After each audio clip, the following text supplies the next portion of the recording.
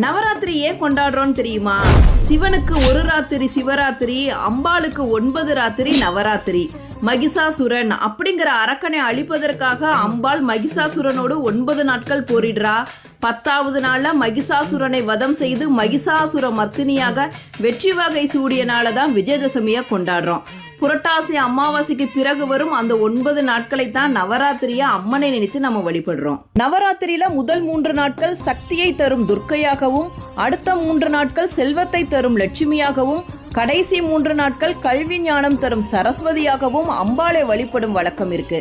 9 நாட்களும் அம்மனோட ஒவ்வொரு அவதாரமாக அலங்கரிக்கப்பட்டு காட்சியளிப்பாள். நவராத்திரி பூஜை இரவு நேரத்துல தான் செய்யப்படும். இந்த பூஜை தேவர்கள் செய்வதாக கருதப்பட்டு இரவு நேரத்துல அம்பாளை வழிபடுகிறார்கள்.